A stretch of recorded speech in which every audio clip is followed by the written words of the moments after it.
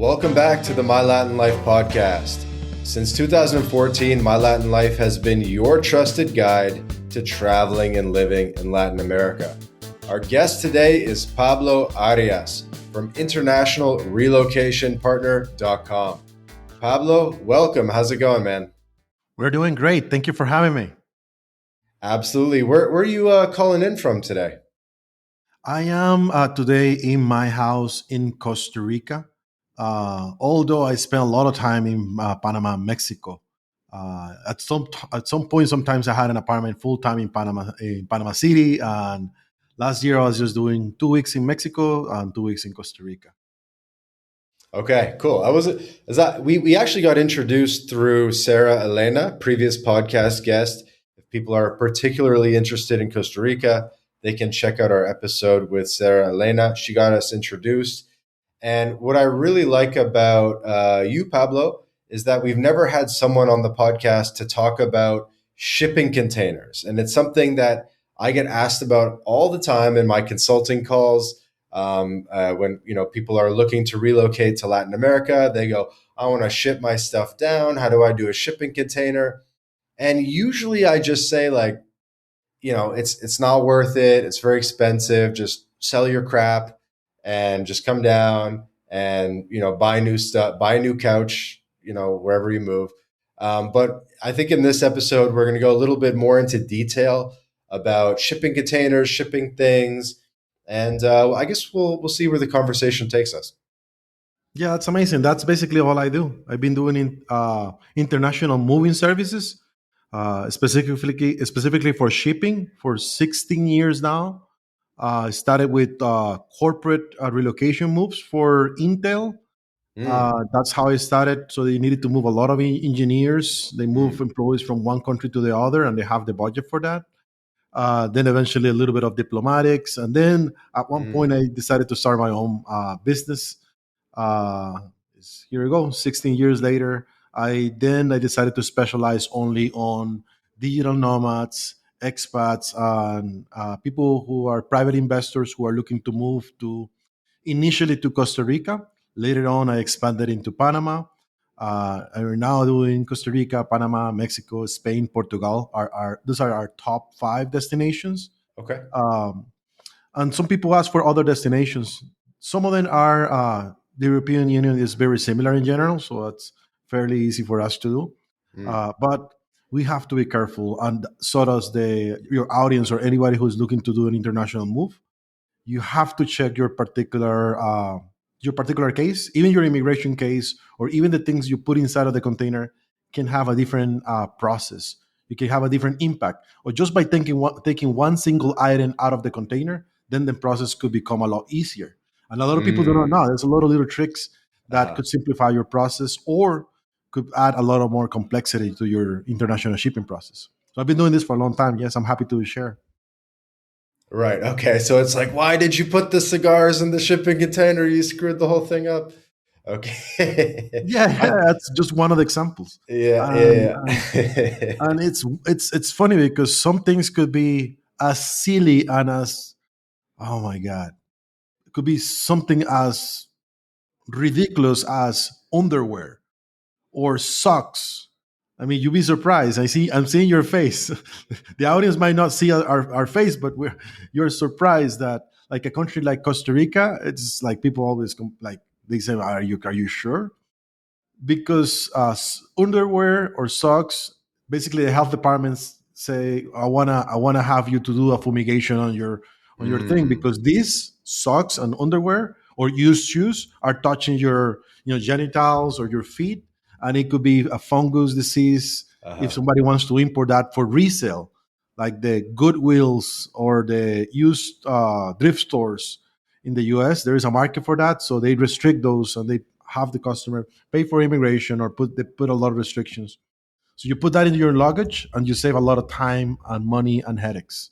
And that's Costa Rica. Other Interesting. countries, that I've never doesn't heard matter for that. other countries. I've never heard that. That's interesting.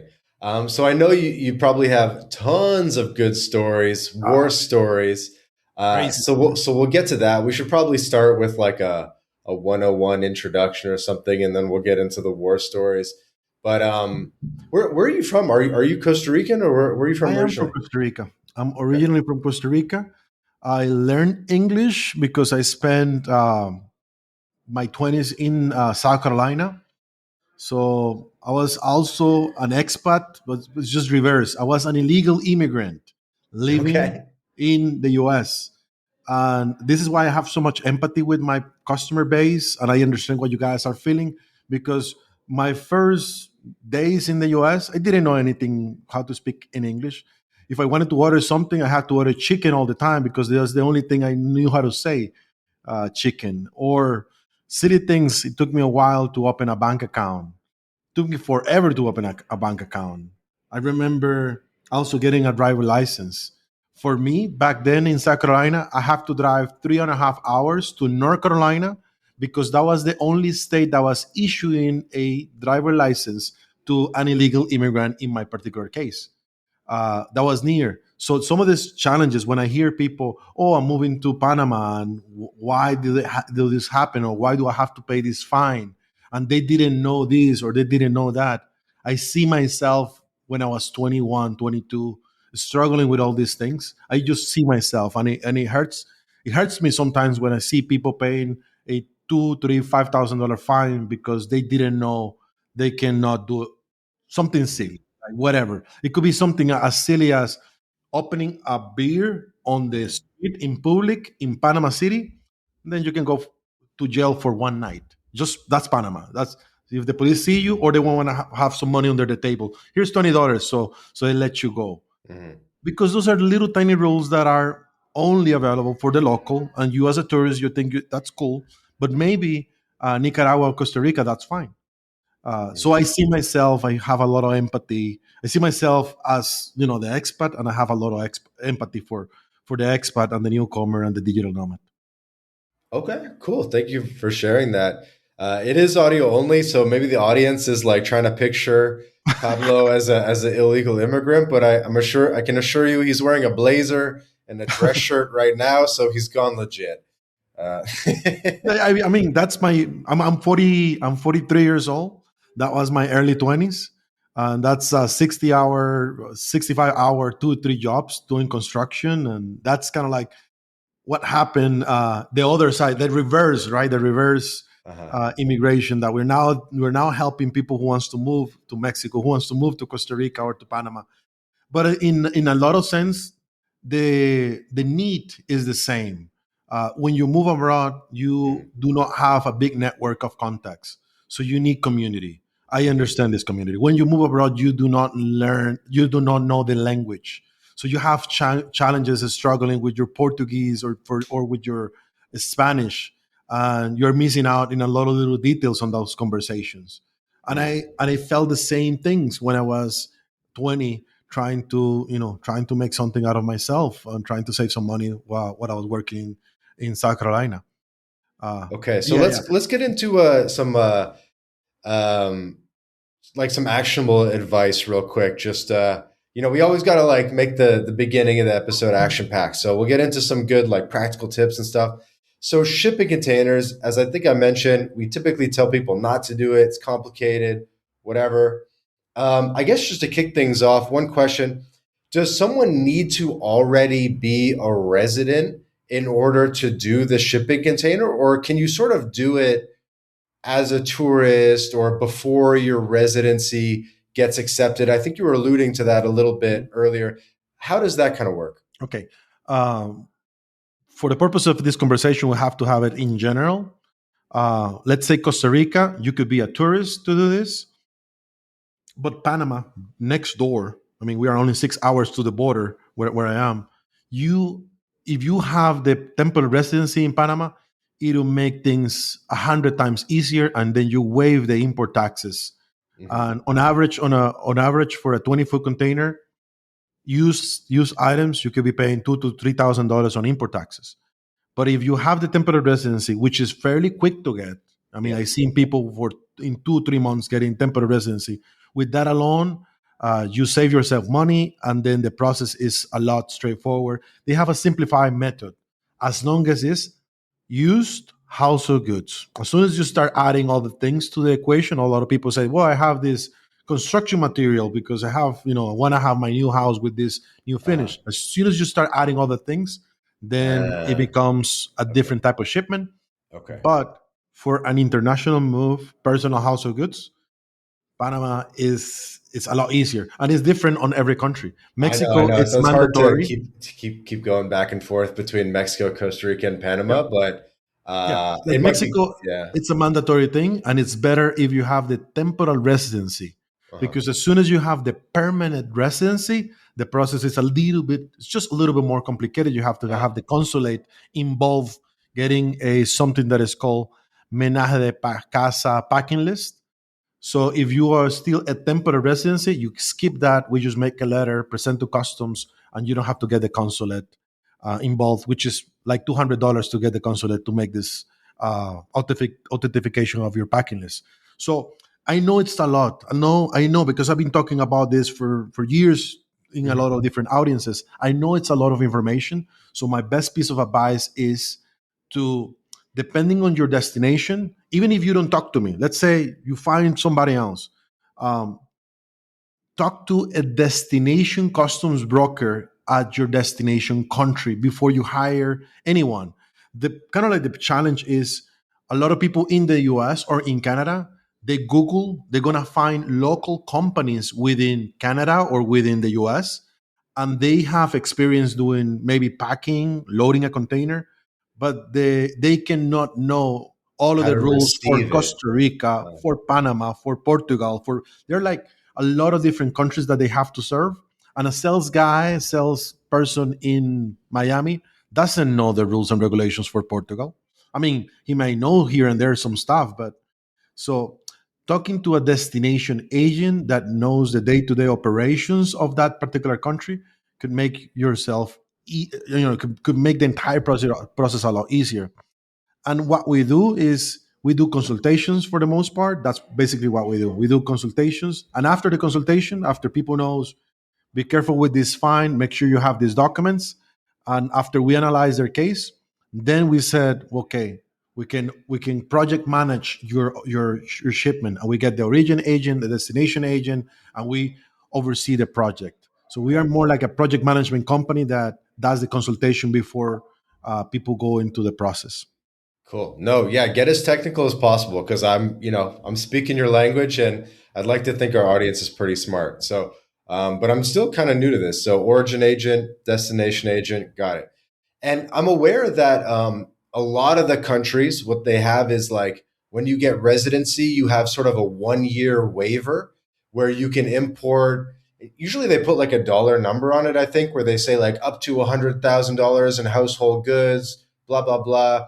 Every country is a little bit different. Does every country have this household goods exemption or do, some don't? How does that kind of work? No, not every country does this. It's just really depends on the country and their visa. Uh, Not every visa has the same thing. So Mm, some people may move to another country because they're getting married. So it's a family reason. Some people may move abroad because they're getting a job, and some other people they're making an investment on that country. mhm. So each country has their own rules. There are a lot of countries that makes it easier in general. I think Panama is one of the easiest. Most of the countries in the European Union, for legit reasons, they make it as fairly easy as meaning you don't have to pay import taxes. Even if you're moving to Canada and the United States, there's a waivers for import taxes, but you have to meet the requirements. And every country it's different. And that's once again what's important is to sit down, know what you're trying to ship, and talk to somebody that knows at the destination site.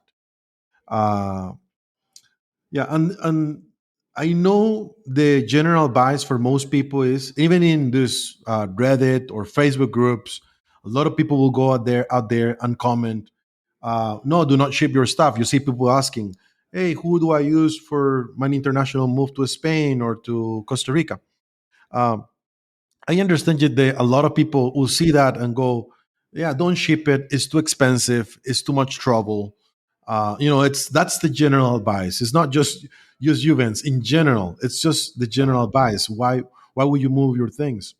Uh, but I do feel we're speaking to a different audience here. This is the percentage of people who has lived a successful life, Hmm. who wants to live abroad, and they don't want to leave anything behind, and they have the right and the means to do it. A lot of the comments you see out there, or the opinions you see out there, are for people who are backpackers or low budget digital nomads, and that's okay. And I understand the reasoning behind. If you are 30, 25, 30, 35 years old, you can have just your luggage with you. But if you are a retired entrepreneur, a doctor, or somebody that has made something in your lifetime, you sell your house for a 1.2 $2 million. I have customers like this all the time. Hmm. uh, you have some nice things you want to bring with you, art, and you want to start a new life in a paradise like Costa Rica. What would you leave your things behind? So it's once again, it's not for everyone. It attracts. This is for the type of customer who has the means to do it. Hmm. Um, yeah. And I think we didn't mention like the budget or the rough cost. Obviously, it's a little bit different for every country and everything, but what's like the rough cost just so people can get an idea? The average international move we do, it's around $10,000 for a 20-foot container. That's on average. And I know this because we do 175 containers per year on average. When we divide the number of shipments, on average is about $10,000. On top of that, import taxes depending on the country you are shipping into, or port fees depending on the country you are shipping into. So it could be around 12, $13,000 on average. Um, but if you think about it, if you hire a professional mover to do an international move from Miami, Florida to New York, that's also $10,000 for a similar size shipment. So it's when you add an international freight to another country and it takes at least 5 to 6 weeks. I don't see it as that expensive. It's just in general, people do not they do it themselves, or they don't, and they don't have the budget to do it. It's just a particular clientele who's doing this type of service. Hmm. Okay. So 10, 15 grand on average. I'm trying to picture like a 20-foot container. Isn't that quite short? Is that like, isn't there a thing where you can like split a container and get like half a container? But isn't it kind of weird for like household goods? How does that kind of work? You're on mute. Done. Here you go. Consolidation, it's normal. Um, Putting together, one pallet, two pallets in a consolidated service is normal. The challenge is, depending on where you're shipping, it may not be available. So a lot of, like, to Latin America, consolidation is usually from Miami, and if you live in Portland, Oregon, and your consolidation port is Miami, Florida, those boxes they have to cross the country all the way down to Miami to get consolidated with other shipments, Uh-huh. uh, and that makes it more expensive. So sometimes from Portland, Oregon, we just go immediately out of the port with a 20-foot container, even if it's only half of a container or a quarter of a container. So we don't have to consolidate in Miami, which is was going to make it too expensive. So we go, and that's how logistics work to Latin America. They're from all of the ports in the U.S. Miami is the main hub for cargo. Okay. But And so consolidation is where you split a container. I guess so 175 relocations per year. What percentage of those are doing like full container versus sort of half container consolidation? most of our services are 20-foot containers. Full container. Okay. Most containers, and that has to be a little bit with the consultation, because we talk to a lot more people. I was looking at the numbers. I think is we did about 600 consultations, a little under 600 consultations. So before we talk to any customer, we don't send an email with a budget. We do a consultation. We spend 30 minutes and it's free with each customer. We did almost 600 of those last year. And in the consultation, we explain rules, requirements, regulations, risk. Um, and with that information, oftentimes we explain to the customer why is that expensive moving from this consolidate from this area. and why it's better a 20-foot container if it's better. Or we can explain that depending on the country they're in, it's better to pay for the extra luggage. It's better to go, you move into Panama, go to Copa Airlines and look for what are the requirements or what are the allowances and pay $120, $150 per plastic container being. And you bring seven of those, it's going to be $1,000, but just keep customs and just keep a lot of the red Yeah. tape, and it's Yeah. in and out. And a lot of Ah, I didn't know countries, you could do that. this is, there's some risk to it, and you may get stopped and have to pay import taxes. But it's still a lot more straightforward than doing an international shipment. So for a really small service, instead of consolidating, you can do something like this, and maybe you and your wife or two friends, could be 14 plastic containers. And this, with this advice, I'm kind of shooting myself, right? Like this is like how you do it yourself. Uh-huh. Uh, but my experience is whoever wants this type of service is gonna pay for it. He understands. You're looking for risk, eliminate the risk and the problem. And whoever is gonna try to save any dollar and cut corners, is just gonna do it. So I'd rather explain people this is what you could do for $1,000. You want to consolidate? It's not that cheap anyway. It could be 35, $4,000 to consolidate, depending on where you are, or maybe even more expensive, $6,000 if you are in a really remote location in the U.S. It's in the middle of the country; it makes it more expensive. Hmm. Um, so I'd just rather give them in the consultation. These are the different options. And if you see somebody that might need our services, just give us the referral. I'd rather do that than just try to push people into do Hmm. something that they are not ready to do or they don't want to do.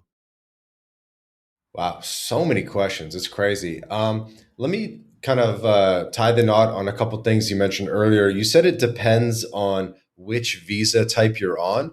So I guess kind of the three most common visa types are family reunification, investor visas, and then like rentista, pensionado, passive income visas.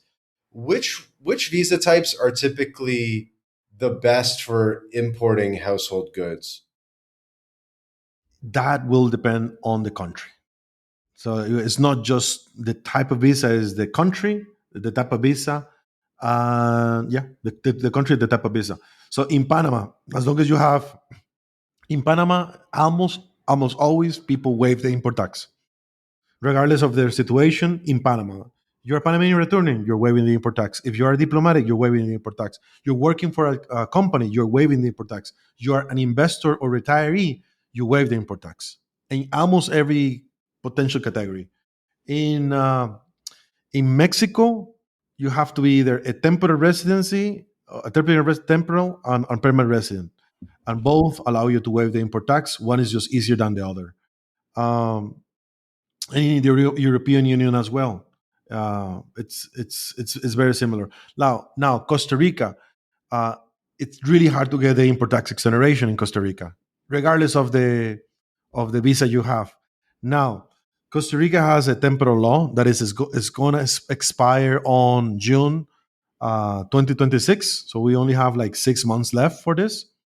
That uh, temporary residents under investor retiree, or rentista waive the import tax for two cars and one container, and that's gonna go away in 6 months. Wow. I was just about to ask about cars. Because I imagine that's like one of the big things that people really want to move. I mean, so I guess tell us a little bit about cars, like the one-on-one, what everybody should know about cars. Like I believe I'll kick it off a bit. I guess like age is very important. I think some countries they're like, oh, the car needs to be like less than 10 years old, blah blah blah. Could you tell us a bit about that? Okay, it's similar in a sense that depending on the country, you should not import a vehicle or even try to import a vehicle. Like Mexico, because they produce cars in Mexico, they restrict the vehicles to be legally imported to stay in Mexico. They allow you to bring your vehicle under the temporary residency. As long as you keep renewing the temporary residency, you can have that car with the American Texas license plate. So you have the temporary residency 1 year, year and a half, then you renew it for like 2 or 3 times. You can have that car. But as soon as you become a permanent resident, you're Uh, supposed to export the vehicle from the country, mhm. and that's it. There's no ways Yeah, or legally ways to do I've it. heard of that in Mexico. Yeah. Legal ways, maybe, but you don't want to get into illegal, especially if it's not your country. Yeah, you don't want to illegal ways. I hear there are ways to do it, but I mean, who wants to move to another country start doing illegal things? It's just not doesn't make sense. Um, so in Mexico, that's kind of like the scenario. In Costa Rica, you can import almost any vehicle you want as long as it complies with safety. Is safety meaning it's a functional vehicle that is working, that the engine is working, the title is clean, there is no savage title, there is no total loss. There's some people who wants to buy really cheap cars, savage cars, and kind of restore them and then sell them in Latin America. It happens, used to happen a lot in Costa Rica, and it happens in all over Central America. You go to Nicaragua, you buy a car, you don't know what you're buying because that's a vehicle imported from the US that is a total loss or untrue non mileage.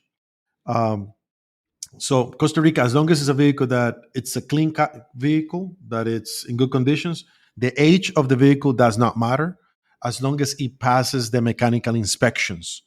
And within the customs process, there is a mechanical inspection. They send an inspector that is specialized, office that is specialized in mechanics to check on these cars. Now, the downside on Costa Rica is import taxes are outrageously expensive. A lot of people think they're going to save money by chipping the car. Just to give you the context, you can pay import taxes on a new car or newish car almost 50%, 48.1%. And that's the import tax. So as soon as you get the vehicle in Costa Rica, it's at the customs terminal. Before you get to exit that vehicle and drive it, you have to pay a big amount of money. And that's on a newish car. So we're talking $20,000, $30,000 on import taxes on a newish car. Gonna give you an example because I have this on top of my on top of my head. In the US, you have this Toyota, the new Toyota Land Cruiser with the new style, came out a couple of years ago. You see those things advertised in the US for like 55, really maybe a really nice one, $60,000. In Costa Rica, you want something like this, it costs you $100,000 if you buy it out of the dealership, brand new. So it's an expensive market for automobiles. So people think, oh, I'm gonna import my car, I'm gonna save a ton of money because I imported my car. Maybe not, and it goes case by case. Each case is a little bit different. So Uh, is it generally easier to import an old car or a new car? no, it doesn't matter. The advantage of a newish car is usually that they pay less taxes. The percentage is less. Of course, the value is more because it's new, but the percentage is less. On new, you're looking at 48%. On used that are older than 5 years, you're looking at almost 70%. So it's a lot more on the percentage wise, but because the vehicle it's older and the value is a lot less, people pay less money. Now, Panama, you're talking around the 20% import tax on average, 18%, 20%, 22%. If it's a luxury, the luxury car is a bit more. Countries like in South America, the rest of the countries like South America, Colombia, Brazil, Argentina, my advice is to just forget about it because these countries makes it super complicated to import automobiles, and import taxes is not even an import tax, it's a penalty. It could be 600% of what it's worth. I'm talking about Argentina. 600%. It's just like Yeah. it's designed for you not to do it. It's just totally designed for you, like, forget it, don't do that. In Europe, import taxes are a lot less or minimum. It could be 15, 10%.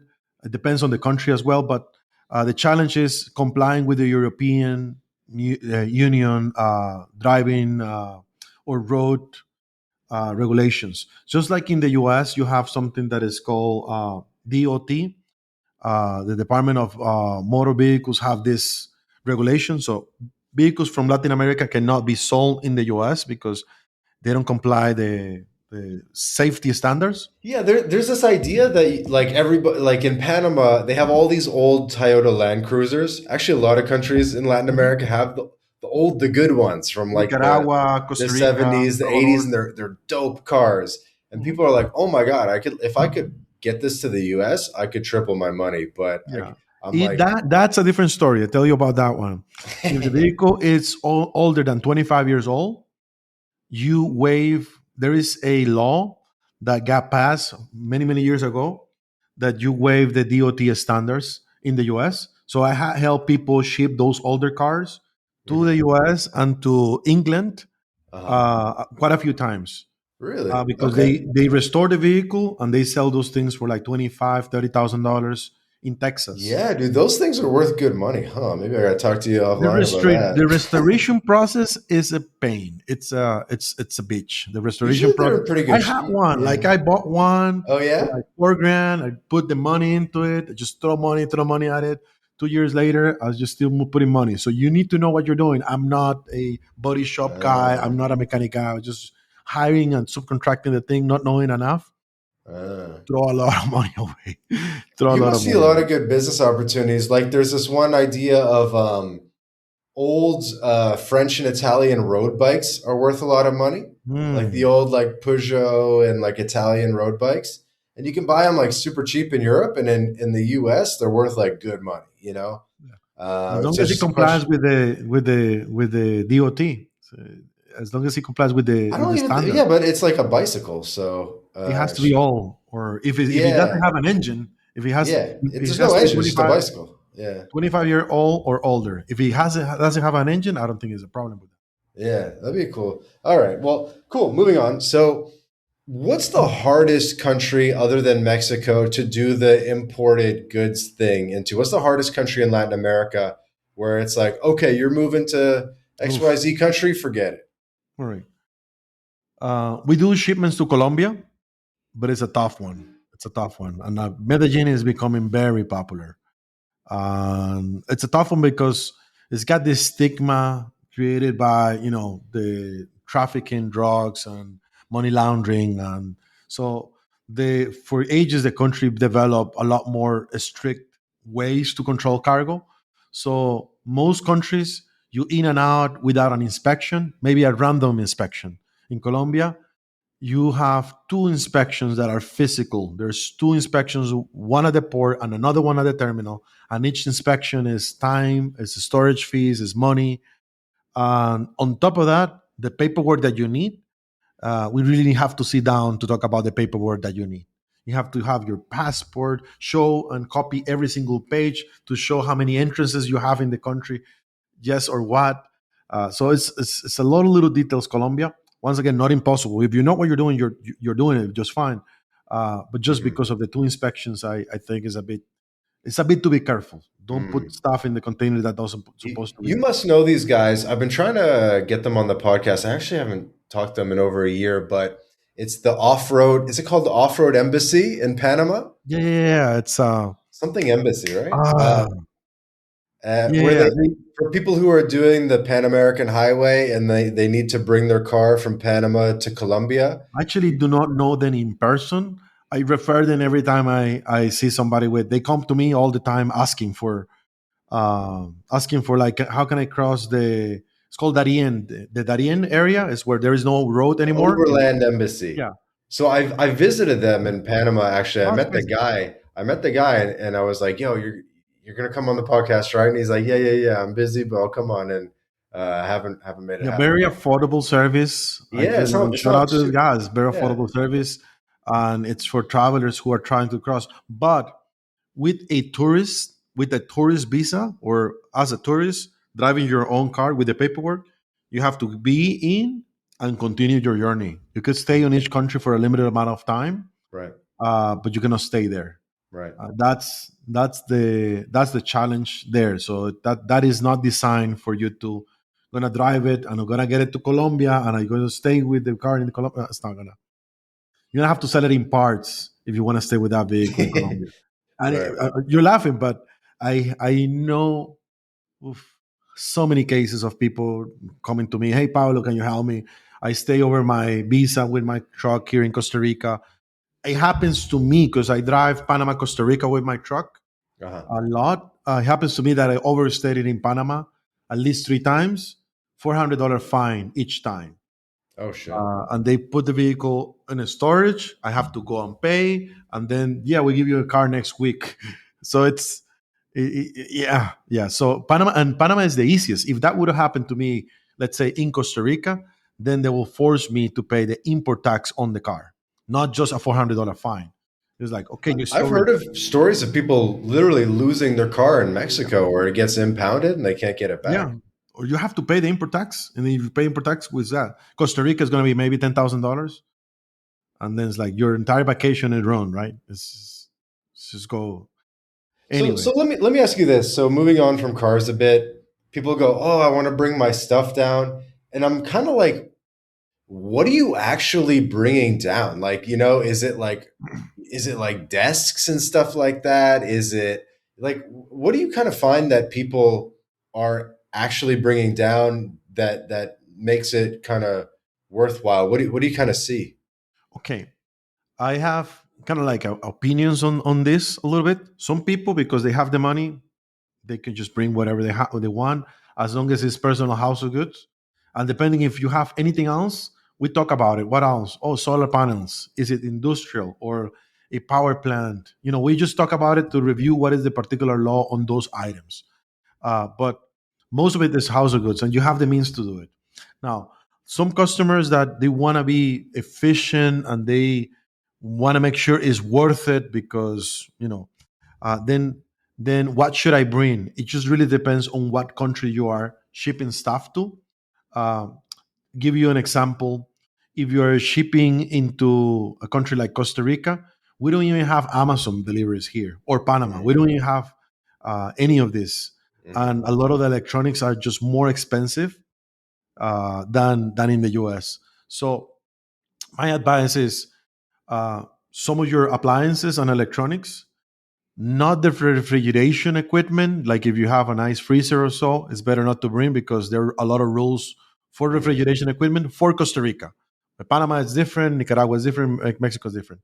But talking about a country that is so small, this is like an island. Costa Rica is 4.5 to 5 million people. And you think everything and anything is available nowadays. The companies that import products to resell, and they have electronic or appliances stores, they only cater products to 80% of the population, which means 80% of the families in Costa Rica don't even make $2,000. So the type of product or piece of furniture that you're going to purchase is for middle to low income families, and it may not be what you are expecting. If you want to have a nice, maybe six-seater leather couch, you go look for that, and it turns out it's only one two stores in San Jose that will have the same level of quality or design style that you may expect, and it's gonna be 4 grand for that, or it's gonna be $3,500. So it's now okay.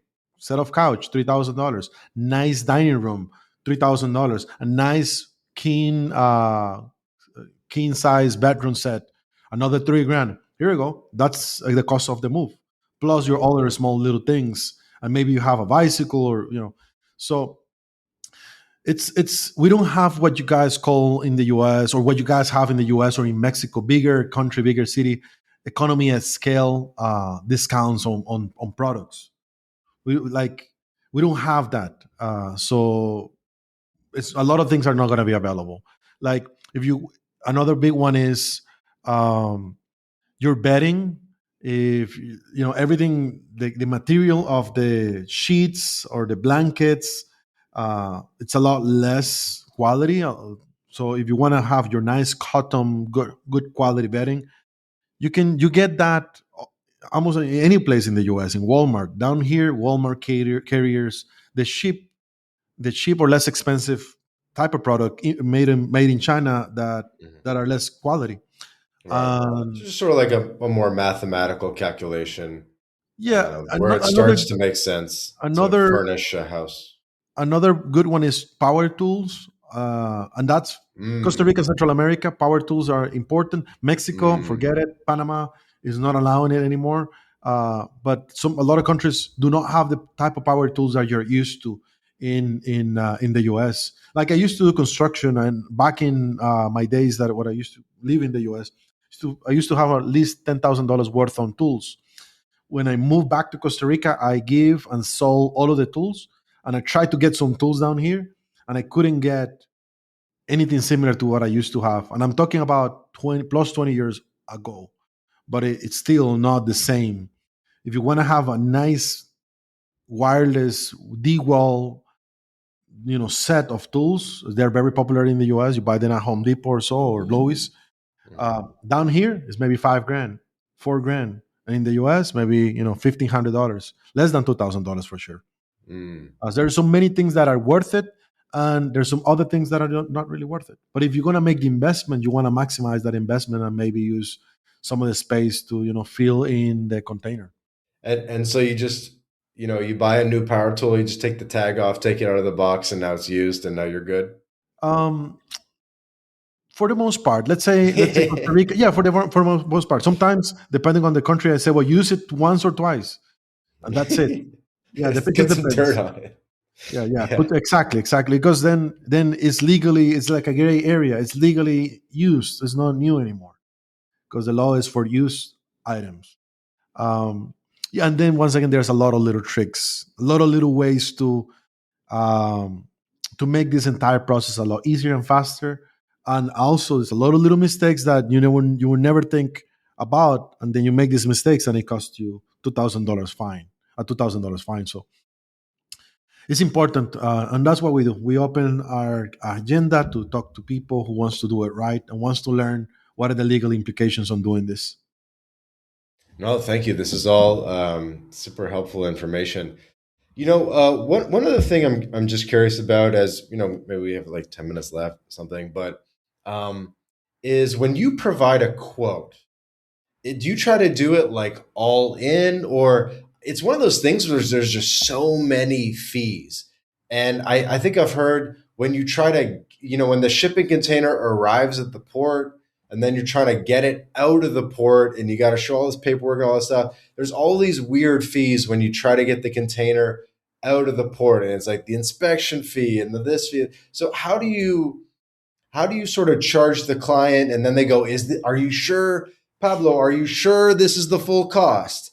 And you're It like, happens all the time. and then there's all these hidden fees. How does that kind of work? Yeah, it happens. This happens all the time, and I think this is why we designed our process the way we design it. Um, the traditional way of hiring an international moving service is you send an email. I have this, and this is my packing list, and based on that, you get a reply. Your price is, let's say, $10,000, and within this, maybe another 2 pages of fine print. That's the 99% of the people. That's what they do. They go online, send my packing list, or maybe they get a call asking, can you tell me what are the things you have? And then we have a software for this. We put it in the software, estimated the volume. That's But we just decided to go the opposite route with this. We said we don't quote, we want to understand, and we want to let people understand what are the rules, the requirements, and regulations. And this is another part: rules, requirements, and regulations, and the destination charges. And we spend time explaining the destination charges, which I'm not saying other moving companies do not explain or do not say this. They say it, but they say it in fine print in the back of, they have the quote, and maybe here in the fine print, in a very little line, says something like, terminal handling charges and import taxes are not included. Hmm. First, most people that move internationally have only moved once. They only be doing it for the first time, or this is going to be like maybe once in their lifetime. So they don't understand what is THC. It's called terminal handling charges. Even though you get the quote, and this is how What's the the T? terminal Terminal handling handling charges. Okay. charges. So THC. even That's not the THC I'm familiar with, but that's a different one, but it's terminal handling yeah. charges or a storage fee. So customer sees the price, and maybe they don't never read the fine print. And even if they read the fine print, they do not understand what is terminal handling charges. And then the thing to do will be to call your sales guy, whoever you're talking to, explain these things to me and give me an estimate. How much is it going to be? How long is it going to take? But the customer doesn't know what questions to ask. This is the first time they have done it. It's like they don't know. So what we did is, and this is after COVID, we just changed the entire process, and we said, well, people need to be over communicated on this, and you see why in a minute.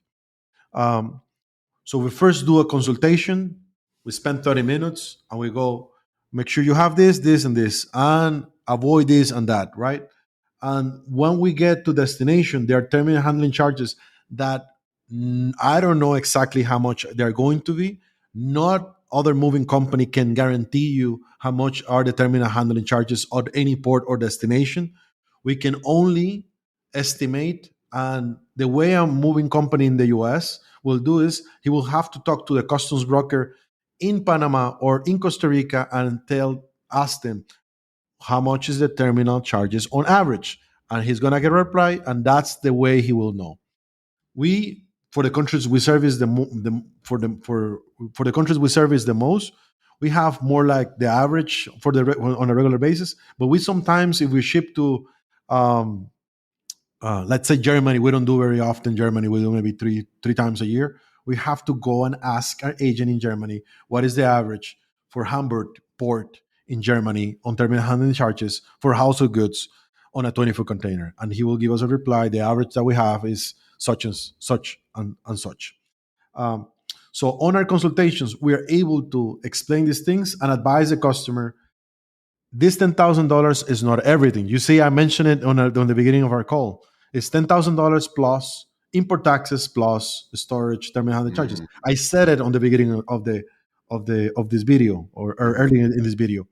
But that's what the consultation is for. Now, on top of that, we do transcripts on every call, and after the call, we send an email to the customer with the transcript or with the summary of the transcript. So we give it to him, to the customer, on a video, face to face, one on one, then on a first email. Then when we send the proposal or the email, our proposal is 18 pages long, and 18 pages is basically because we want to have fine print. We our target demographic, a lot of it for many years has been retirees, and retirees 65-year-old on average, they cannot read fine print. So it's 18 pages because we use 15 to 20 font size, literally big print, and everything that what we see that is important, like terminal handling charges are not included, and this is the estimate that you could be paying. We make sure we tell that to the customer before they hire the service on the quote. Then when we go into operations, we create a group to chat with our operations team, and on that group, we send the note again, important notes explaining and reminding the customer, make sure you have to do this. We need this, but so we over communicate within the process, and we do this because people moving internationally is overwhelming. There's a lot of little things happening: immigration, finding a house, finding the school for my kids, maybe I have my pets. There's a lot of things happening. And then you do the move, which is itself is very stressful, and people tend to forget. And even with this process that we said things 4 times before it happens, we still have customers saying, well, nobody told me about this. So Yeah, it happens to me too. People get pissed and they're like, "You didn't tell me I needed a birth certificate." Blah blah blah. So it's it's very crazy. similar. It's Yeah, very similar. Immigration is also complex and it's very bureaucratic.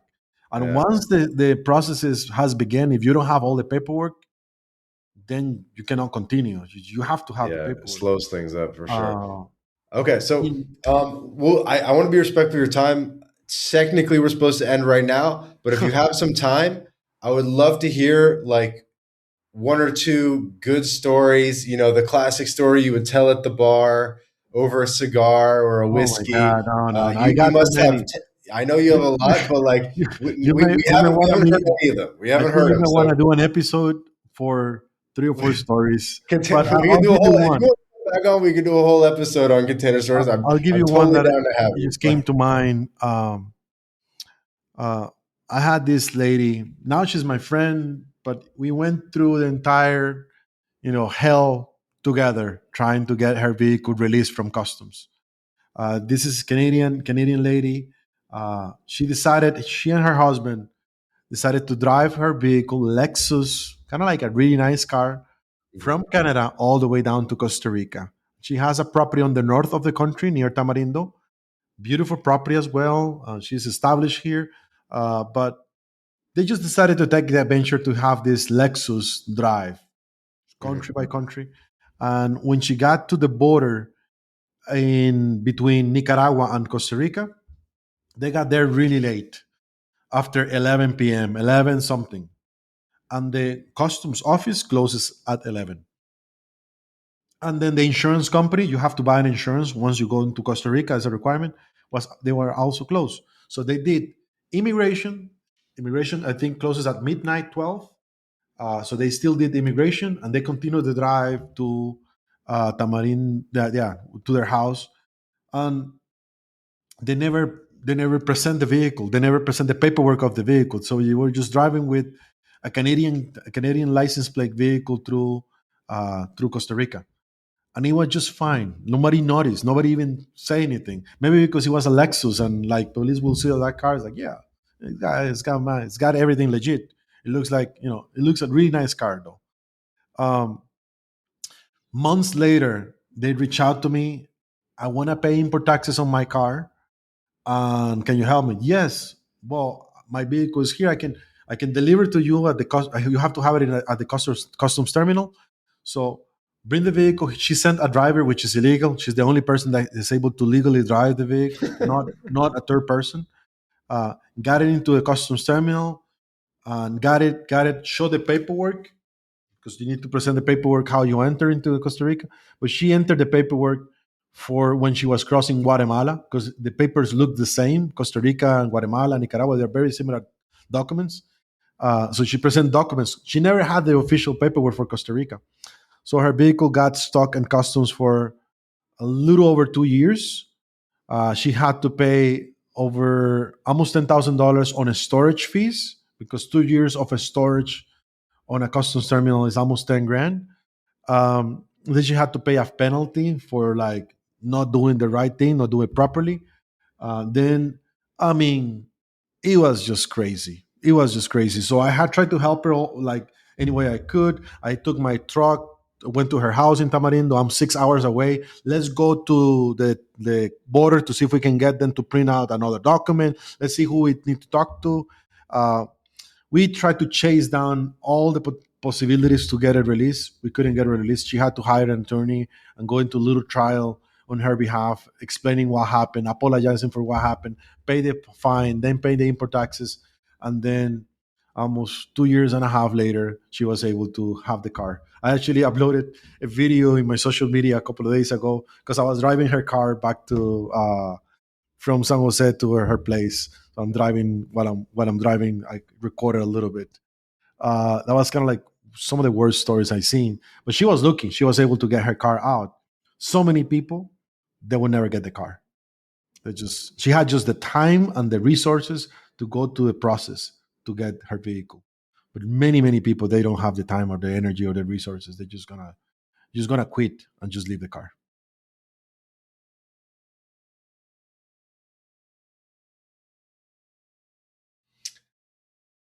Okay. I was yeah, I was expecting a story with a little more like underwear or something, some crazy stuff, but yeah, the car stuff is complicated, man. The car stuff's always Yeah, complicated. there's so many things that could happen. There's so many things that could happen. So also a lot of ways to get things fixed. With relationships with the customs inspectors, there's a lot of things that you get fixed. With relationships with the customs Yeah. terminals, you can get stuff fixed. But doing it the right way, nothing beats like doing it the right way. And the only way you can do it the right way is if you prepare yourself, you learn how to do it, you talk to somebody that knows how to do it, and that's the only real way to do it the right way. Uh, it's a lot of things that happen. Oh, Here, you want another one crazy? This is crazy. Sure. Uh, I had like people reach out to me sometimes because they want they got with a they send somebody to FedEx. I don't do packages. I don't do customs for packages, but within the North American, Canadian expat community or digital nomads, a lot of people refer my name in Facebook groups. So I'll have people contact me all the time. I got this package, it got stuck at customs. What can I do to get it out? And I thought, well, what do you have? Send me pictures. Give me an invoice. No, no, it's something that doesn't have an invoice. It's for a ritual. What do you mean it's for a ritual? What is this? And I start digging into it. One of the steps that we are allowed to do is we can go and do an inspection and take a look of what it is. And it was just a little bottle of some liquid. This Baby is gonna oil. sound crazy. Uh, and I just have a friend of a friend is like, hey, it's just a little plastic thing. You want me to get it out? Like, yeah, just get it out. How much? No, no, no. I'll just give it to you. It's nothing. I mean, it's just a little thing. And I got it out. It didn't cost me anything to get it out of the terminal. It's just a friend of a friend did me a favor, right? Mhm. And I got it out in an envelope. Then I went to meet him at a restaurant. Here's your package. How much do I owe you? It's like, no, it's nothing. Oh man, you're a miracle from God. This is for a ritual.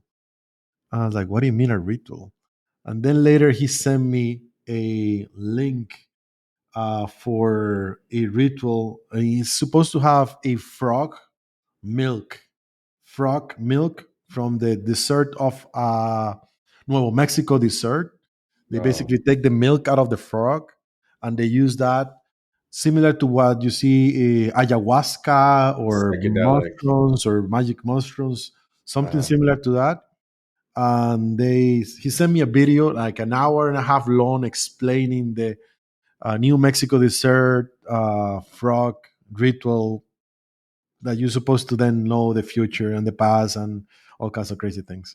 Uh, Things like that. You know, people want to bring and import all kinds of crazy things. That's like I'm not into that. Maybe some of your audience can put in the comments or help us know what are these rituals about. Uh, I'm a little bit of a skeptic about these things, but yeah, I see people. Not the first time I have to help somebody get something for a particular interesting ritual. Uh, Ritual. yeah. Oh my god, And that's customs funny. doesn't understand these things. They don't like what they don't even. It's black and white. That's not something you can import. It's got Uh-huh. that could be even drugs. That could be even like something completely illegal. It's like, ¿qué es este líquido? Sudor de una rana. Exactly, exactly. I had another Right. friend with these guys became my friends. I imported from the US a container for them. Then he became my web developer and good friend, good friend. I love it. Uh, she does, wife does a lot of things with helping people, taking people to Peru to do rituals, to do ayahuasca, to do things like that in different locations within Latin America. And she brought into Costa Rica some stones, some I call it magical stones, like just Uh-huh. rocks to be. And Crystals, yeah. for her was like the most important thing. Like cannot and customs just literally throw away half of the stones, and I was able to get out the other half. Uh, but once again, a lot of this stuff, like the government, they don't see it as legit. It's particular an older customs inspector, they just see it as a stones. Uh, so it's to be careful. Depending on the country, it could be even totally legal. It could be even something that you may consider you're trying to smuggle something into the country that is totally. Uh, yeah, I have a few experiences like that. I got more though. I'm sure. I'm sure. Well, I'll have to. You seem like a good guy to get a beer with and get the real stories. No, but dude, thank you so much for coming on and telling us a little bit more about the shipping container stuff. As I mentioned at the beginning of the episode, it's something I get asked about all the time. So it was good to kind of learn a little bit more about that, clear up the process, and most importantly, make the connection with you, Pablo, to have a container guy because it's definitely going to come in handy one day. That is amazing. I appreciate it. I'm happy to help. Absolutely. So we'll put a link in the description to your website, maybe the YouTube channel. But any last words or message you want to share before we head out? The only thing I have to say is this is an stressful and overwhelming process. Not even talking about shipping in general. Moving abroad is not for everyone, and whoever goes through this journey, I would just say to take it step by step, take it easy. You don't have to do everything at once. I see so many people that they do buying a house, which is stressful, then go immediately and buy a car. Then in the middle, they do an international shipment for the container. Then they're doing immigration and they don't know if it's gonna get approved or not or what not. Maybe there is other papers that need to go get back home or whatever. And then they're also doing their pet shipping or maybe finding a school for their kids. Imagine these 5, 6 important and delicate processes within the same 3 months, within the same 3, 6 months. If possible for you who are looking to do an investment or move abroad, if it's possible for you, take it in pieces. First, figure out the immigration, perhaps, or first figure out buying the house. Wait for a little bit, settle down, finish that, take a deep breath, then go into the container, then go into the next step. Uh, I do feel is a overwhelming process that if you take it little by little, it could be easier. I also look for support when you get there. Look for the local community, look for other ones that are thinking like you, that can refer you potential contacts. And yeah, I think that's what I have to say. I think it's overwhelming, and because of that, some people do not make it. I had many instances that people pay me 10 grand to move the container, and then they pay me less than a year later another $10,000 to ship the stuff back. So yeah, it happens. So I would say people want to do everything at once, and I understand whoever has the mentality to move abroad is a risk-oriented person. It's a person's like, yeah, why not? I love it. I want to do it. Most people don't even move out of their hometown. That's most. But whoever has the guts, the energy to pull this off, they have a little bit of that risk-oriented person that maybe entrepreneurs, a little bit of that entrepreneur that I can figure this out. Oh, it's in another language. Yeah, I'll figure it out. Uh, and that's also their strongest side, but it's also what gets them in trouble because they want to do everything at once or because they don't pay attention to some of these details. Uh, yeah, that's basically it. Because they want that they're okay with that a little bit of extra risk. They make a lot of mistakes. Mhm. Yeah, well, get the residency first, guys. Sounds like that's more or less always going to be helpful. So, of course, we can help you with the residency. Then Pablo can help you with the container. That's all we have time for today. This has been another episode of the My Latin Life podcast. Again, our guest today, Pablo Arias, International Relocation Partner.com. I'm saying that right? Yeah, International Relocation Partner.com. You can also check on my YouTube channel. I'm very excited about my channel. I'm interviewing people as well. We are driving in my truck Yes. on every single I see case. some I of those. had expat leaders within Panama, Costa Rica, and Mexico.